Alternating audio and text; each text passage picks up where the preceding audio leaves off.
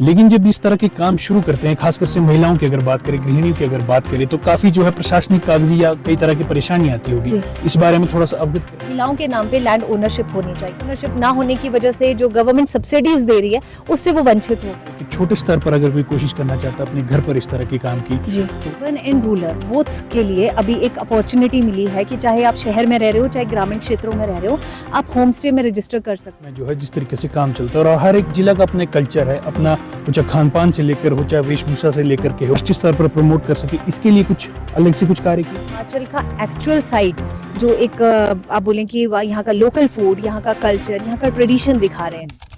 नमस्कार, खबर नाउ देख रहे हैं आप, मैं कमल ठाकुर। आज इस एपिसोड में हमारे बीच तनुजा धांटा जी हैं जो हिमाचल होम स्टे एसोसिएशन से जुड़ी हैं। मैम, सबसे पहले तो आपका स्वागत। Thank you sir. खबर नाउ को मैं धन्यवाद करती हूँ कि आपने हमें मौका दिया हिमाचली होम स्टे एसोसिएशन के बारे में लोगों तक जानकारी पहुँचाने का, और मुझे उम्मीद है कि आपके द्वारा ज़्यादा से ज़्यादा लोग हमारी इस एसोसिएशन के बारे में जान पाएंगे और जो काम हम कर रहे हैं उसके बारे में जान पाएंगे। जी, पहले तो आपने जिस तरह से बताया कि होम स्टे एसोसिएशन बहुत एक यूनिक सा कॉन्सेप्ट लगता है, आपने थोड़ा सा जानकारी देंगे इस बारे में कि किस तरह की एसोसिएशन है और क्या काम करते हैं? बेसिकली सर, जो हमारी हिमाचली होम स्टे एसोसिएशन है ये एक स्टेट लेवल की रजिस्टर्ड होम स्टे एसोसिएशन है, जिसमें हिमाचल प्रदेश के हर डिस्ट्रिक्ट के लोग जो एक होम स्टे कॉन्सेप्ट के साथ अपने घर में एक छोटा सा यूनिट रन कर रहे हैं, वो लोग हमारे मेंबर्स बन सकते हैं। तो इसमें काफ़ी सारी फैमिलीज़ जो होम स्टे चला रही हैं, काफ़ी सारे लोग हमारे साथ ऑलरेडी भी जुड़े हुए हैं। तो वहाँ पर हम लोग क्या है, एक कम्युनिटी की तरह काम करते हैं। जैसे कि आप देख रहे हैं कि अभी MSME फेस्ट में हम आए हैं, तो आप देखोगे कि यहाँ पे काफ़ी सारे सेल्फ हेल्प ग्रुप्स काम कर रहे हैं। तो बेसिकली जो हम लोग भी काम कर रहे हैं, हम भी एक सेल्फ हेल्प ग्रुप की तरह ही काम करते हैं। अगर सपोज मैं शिमला में हूँ और किसी को जाना है कुल्लू, तो वो किसी होम स्टे में अगर जाता है तो हम उन्हें एक रिकमेंड करते हैं अदर होम स्टे में जाने के लिए। तो हम भी एक कम्युनिटी की तरह, एक चेन की तरह काम करते हैं।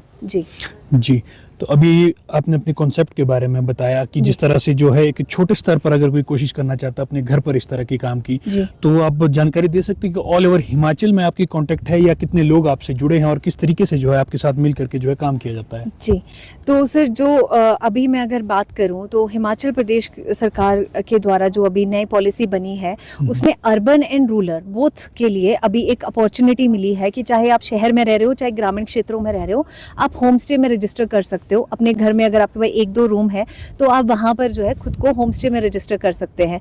तो एज पर जो गवर्नमेंट का जो आंकड़ा बताता है, वो बताता है कि 5000 से ज़्यादा होम स्टे जो है रजिस्टर है। बट अभी हमारे पास में जो लोग हमारे साथ, जो फैमिलीज़ जुड़ पाई हैं अलग अलग डिस्ट्रिक्ट से, मोर देन 2000 प्लस फैमिलीज़ हमारे साथ जुड़ी हुई हैं, जो डायरेक्ट हमारे मेंबर्स हैं या इनडायरेक्ट, जैसे कि डिस्ट्रिक्ट वाइज ऑलरेडी हमारी वहाँ पे एक अलग से एसोसिएशंस बनी हुई हैं। तो इस एसोसिएशन को बनाने का मेन मकसद ही ये था कि सारे डिस्ट्रिक्ट को एक ही लेवल पे, एक ही प्लेटफॉर्म पे लाया जाए और अलग अलग जो 12 जिले हैं वहाँ के कल्चर को शोकेस किया जाए। बिल्कुल, जैसा आपने बताया, हर एक जिला में जो है जिस तरीके से काम चलता है और हर एक जिला का अपना कल्चर है, अपना चाहे खान पान से लेकर हो, चाहे वेशभूषा से लेकर के हो, तो इस चीज को भी जो है बाहर से जैसे टूरिस्ट आता है उनके बीच प्रमोट कर सके, राष्ट्रीय स्तर पर प्रमोट कर सके, इसके लिए कुछ अलग से कुछ कार्य किए जा रहे हैं?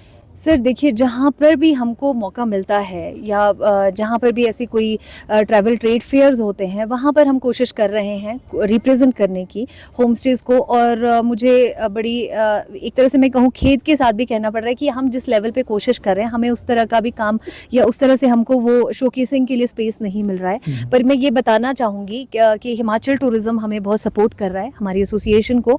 और हाल ही में मैंने डायरेक्टर सर से भी रिक्वेस्ट किया था कि हमें भी ऐसा कोई स्पेस दिया जाए जहां हम अपने कल्चर को, 12 जिलों के कल्चर को एक प्लेटफॉर्म पे हम ला सके, जिसके लिए उन्होंने हाल ही में हमें पूरा का पूरा सपोर्ट दिया है।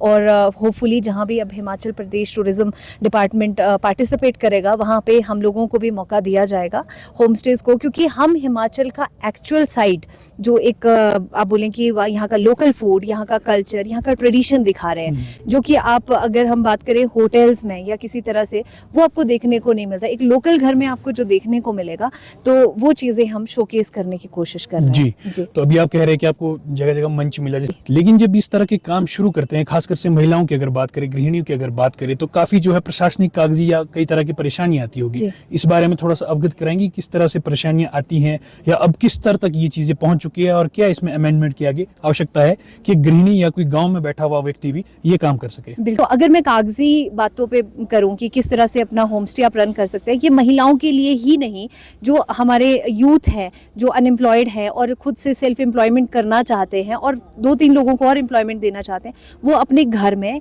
होम स्टे रन कर सकते हैं और वहाँ पर वो अपने लिए अर्निंग कर सकते हैं, सोर्स ऑफ अर्निंग जनरेट कर सकते हैं और साथ में 2-4 लोगों को भी वो अर्निंग दे सकते हैं। अगर मैं कागजी बात करूं तो इसमें कुछ चीज़ों में हमें समस्याएं आई हैं जो हमने लिखित रूप से जो है सरकार को भी बताया है। जैसे कि न्यू रूल्स जो आए थे उसमें ये बताया गया कि आपको जो है महिलाओं के नाम पे लैंड ओनरशिप होनी चाहिए, जो कि हिमाचल में छोड़िए इंडिया में भी बहुत एक्सेप्शनल केसेस में होती हैं।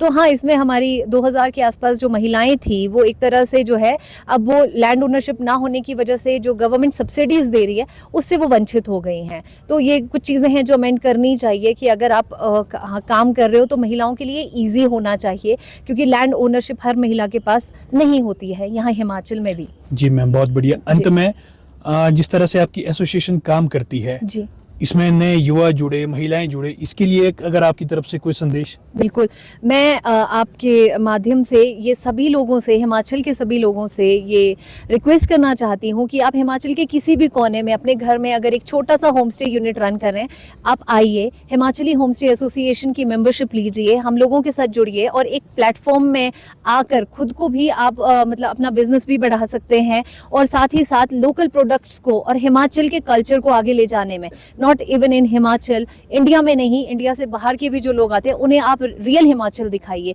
तो आप हिमाचली होम स्टे एसोसिएशन का जो भी है, आपको ऑनलाइन सब कुछ मिल जाएगा, आप वहां से हमसे कोऑर्डिनेट कर सकते हैं। जी मैम, बहुत बहुत धन्यवाद, आपने थैंक यू सर, जानकारी thank you the. So much, बहुत बहुत धन्यवाद। Thank you sir.